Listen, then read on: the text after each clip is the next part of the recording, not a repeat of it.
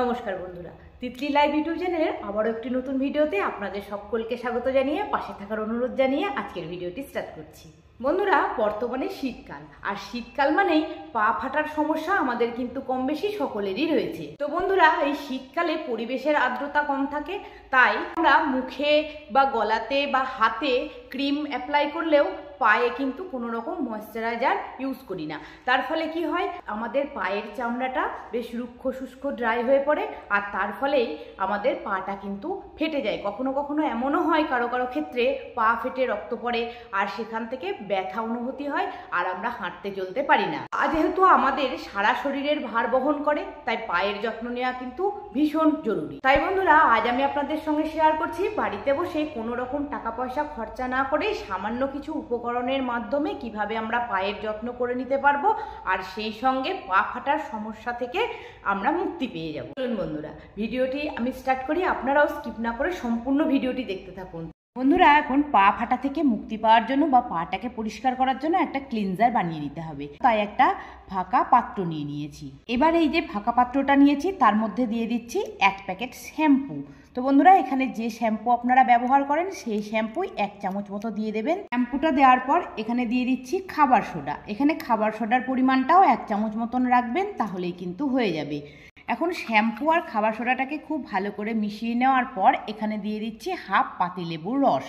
এখন 3টে উপকরণকেই খুব ভালো করে আরও একবার চামচ দিয়ে মিশিয়ে নিচ্ছি। তো চলুন, এবার আমি আপনাদেরকে দেখিয়ে দিচ্ছি কিভাবে এটা পায়ের মধ্যে অ্যাপ্লাই করতে হবে। তো বন্ধুরা, এখন যে ক্লিনজারটা রেডি করে নিয়েছি একটা বাটির মধ্যে, সেই ক্লিনজারটাকে আমি আমার দুটো পায়ের মধ্যে খুব ভালো করে আগে লাগিয়ে নিচ্ছি। এইবার ক্লিনজারটা লাগানোর পর যে লেবুর খোসাটা রেখেছিলাম সেটা দিয়েই ক্লিনজারটাকে একটু এইভাবে ডুবিয়ে নিয়ে গোটা পাটাকে খুব ভালো করে একটু ঘষে নিতে হবে। এইভাবে করে নিয়ে গোটা পায়ের মধ্যে যেখানে যেখানে ফাটা অংশগুলো রয়েছে সেখানে কিন্তু একটু বেশি ভালো করে রাব করে নিতে হবে। তার ফলে কী হবে বন্ধুরা, খুব সহজভাবে পায়ের ভেতরে থাকা ফাটার মধ্যে যে ময়লাগুলো জমে রয়েছে সেইগুলোও কিন্তু খুব সহজভাবে রিমুভ হয়ে যাবে। এইবার খুব ভালো করে পাটাকে আমি 5 মিনিট মতন এইভাবে ঘষে নিচ্ছি। আর বন্ধুরা, এই ক্লিনজারটার মাধ্যমে আপনারা দেখবেন এই যে নখের চারপাশে যে আমাদের নখে ব্যথা করে ফুলে ওঠে সেইগুলোও কিন্তু খুব সহজভাবে ভালো হয়ে যাবে। আমিও 5 মিনিট মতন পা দুটোকে এইভাবে লেবুর খোসা দিয়ে একটু ঘষে পরিষ্কার করে নিয়ে আপনাদেরকে আরও একবার দেখাচ্ছি। বন্ধুরা, এখন কিন্তু আমিও 5 মিনিট পর্যন্ত ওই লেবুর খোসা দিয়ে পা দুটোকে খুব ভালো করে ঘষে নিয়েছি।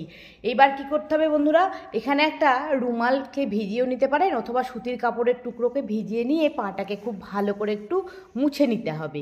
আর চাইলে আপনারা একটু জল দিয়ে, ঠান্ডা জল দিয়েও ধুয়ে নিতে পারেন।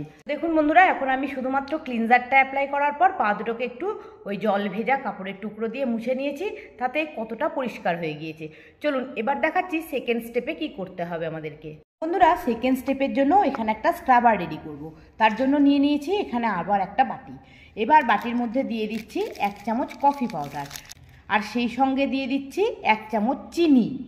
বন্ধুরা, কফি আর চিনিটাকে খুব ভালো করে এখানে কিন্তু মিশিয়ে নিয়েছি।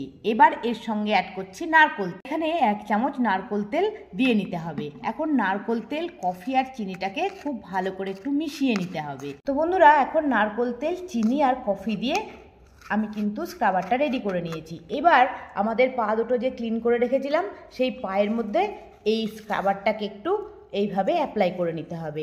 হালকা হাতে নিয়ে দুটো পায়ের মধ্যে খুব ভালো করে এইভাবে একটু ঘষে নিতে হবে। তাতে করে যে ডেড সেলগুলো রয়েছে সেটাও খুব ভালো মতন রিমুভ হয়ে যাবে।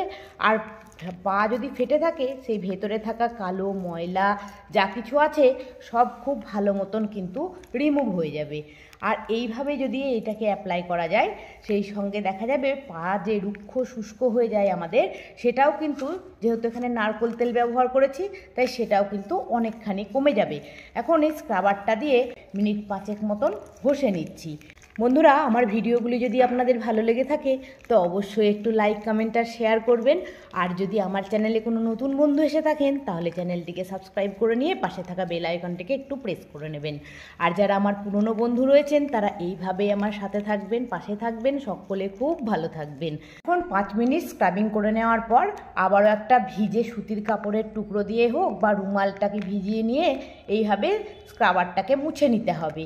তবে বন্ধুরা, এই স্ক্রাবারটা করার পর কিন্তু জল দিয়ে প্রথমে ধুতে যাবেন না, তাহলে দেখবেন এখানে যেহেতু নারকেল তেল ব্যবহার করা আছে তো তাই এখানে জল দিয়ে ধুলেও কিন্তু খুব একটা পরিষ্কার মনে হবে না। এখন এইটাকে এইভাবেই কিন্তু একটু মুছে পরিষ্কার করে নিতে হবে। বন্ধুরা এখন কিন্তু আমি আমার পা থেকে স্ক্রাবারটাকে ভালো করে তুলে নিয়ে একটু জল দিয়ে ধুয়ে পরিষ্কার করে মুছে নিয়েছি। এখন আপনারা দেখে নিশ্চয়ই বুঝতে পারছেন কতটা পরিষ্কার চকচকে পা আমি কিন্তু মাত্র 2টি স্টেপ অবলম্বন করে পেয়ে গিয়েছি। চলুন এবার কি করতে হবে নেক্সট স্টেপে আমি আপনাদেরকেও দেখিয়ে দিচ্ছি। তো বন্ধুরা এখানে আবারও একটা পরিষ্কার বাটি নিয়ে নিয়েছি আর বাটির মধ্যে দিয়ে দিয়েছি 1/2 চামচ ভেসলিন। এবার এই ভেসলিনের সঙ্গে মিশিয়ে দিচ্ছি 1/2 চামচ গ্লিসারিন। এখন 1/2 চামচ ভেসলিন আর গ্লিসারিনটাকে খুব ভালো করে মিশিয়ে একটা পেস্ট বানিয়ে নিচ্ছি। তো দেখুন বন্ধুরা এখন বাটির মধ্যে যে ভেসলিন আর গ্লিসারিনটা নিয়েছিলাম সেটাকেও খুব ভালো করে কিন্তু মিশিয়ে নিয়েছি। এইবার এই মিশ্রণটাকে পরিষ্কার করে রাখা পায়ের মধ্যে খুব ভালো করে একটু এইভাবে মাসাজ করে নিতে হবে। একদম যে জায়গাগুলোয় ফাটা রয়েছে সেগুলোর মধ্যে বেশি করে একটু অ্যাপ্লাই করে নেবেন। এখন ওই একইভাবে আমিও কিন্তু ভেসলিন আর গ্লিসারিনের মিশ্রণটাকে খুব ভালো করে আমার দুটো পায়ের মধ্যে এইভাবে অ্যাপ্লাই করে নিচ্ছি। আশা করছি বন্ধুরা ভিডিওটি আজকের আপনাদের ভালো লেগেছে। ধন্যবাদ সকলকে ভিডিওটিতে আমার সাথে থাকার জন্য। আজ তাহলে ভিডিওটি এখানেই শেষ করছি, আবার দেখা হবে নেক্সট একদিন নতুন একটি ভিডিও নিয়ে। টাটা।